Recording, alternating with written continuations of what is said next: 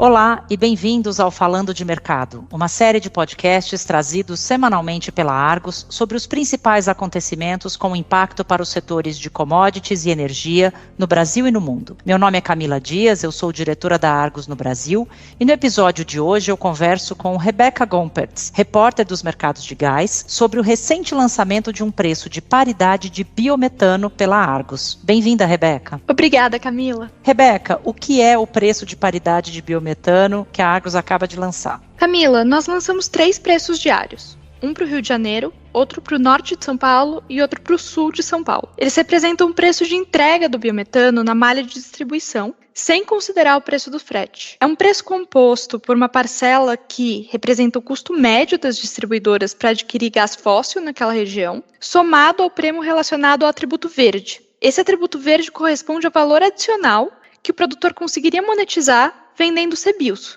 considerando a eficiência energética ambiental média das usinas de biometano. A gente optou por fazer o cálculo do atributo verde a partir do CBIO, porque esse é o certificado de carbono regulado com mais liquidez e transparência de mercado que o biometano consegue acessar hoje. Mas a gente acompanha também outros créditos voluntários que existem no Brasil, como o GasRec.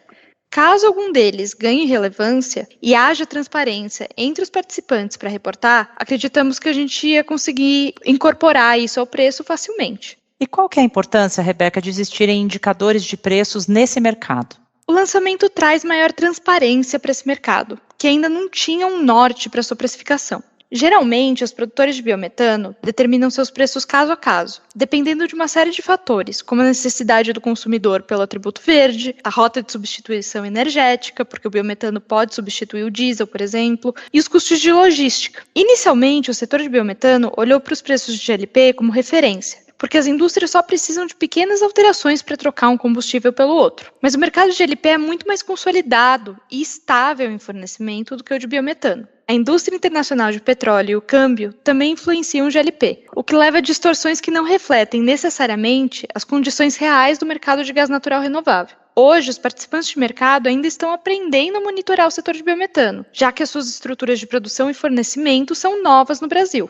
Ter um preço específico para molécula e local ajuda as empresas a se posicionarem e planejarem suas estratégias de acordo com as condições reais do mercado. Mesmo sendo um preço de paridade que leva em consideração o preço do gás fóssil, ele consegue se aproximar mais das condições reais de mercado do que as alternativas disponíveis. Rebeca, e quais são os principais fatores que influenciam esse preço? Por conta do papel do gás fóssil na precificação, o petróleo e o câmbio desempenham um papel importante no preço do biometano. A grande maioria dos contratos de fornecimento das distribuidoras de gás no Brasil está indexada ao Brent e, por isso, ligada ao câmbio. Dessa forma, quando o Brent varia, o nosso preço de paridade tende a variar também. O outro fator que influencia esses preços é o CBIO, que na verdade é um preço diário separado, apenas convertido para entrar no cálculo do preço do biometano. O CBIO é influenciado por uma série de fatores, como a demanda das distribuidoras de combustíveis, o prazo da meta compulsória do Programa Nacional de Biocombustíveis, o RenovaBio, em que cada distribuidora precisa aposentar uma determinada quantidade de créditos, e as vendas de etanol, que impulsionam a geração de CBIOs. Em 18 de março, por exemplo, o preço do biometano nas 3 regiões atingiu uma média de R$ 2,70 por metro cúbico, com uma leve tendência de alta em relação à semana anterior,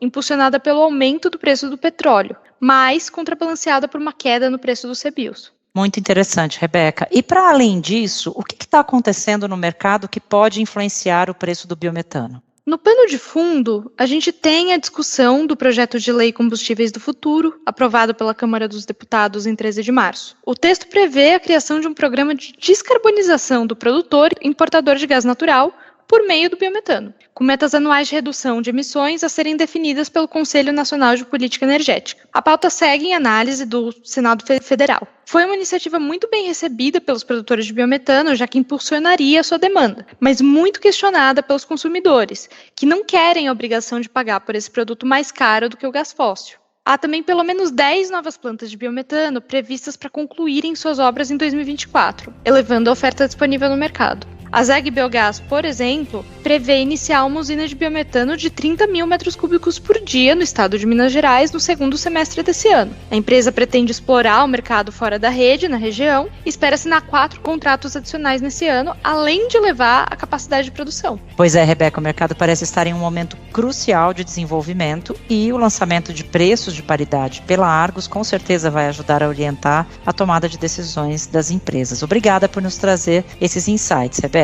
Esse e os demais episódios do nosso podcast em português estão disponíveis no site da Argos em www.argosmedia.com/falando-de-mercado. Visite a página para seguir acompanhando os acontecimentos que pautam os mercados globais de commodities e entender os seus desdobramentos no Brasil e na América Latina. Voltaremos em breve com mais uma edição do Falando de Mercado. Até logo!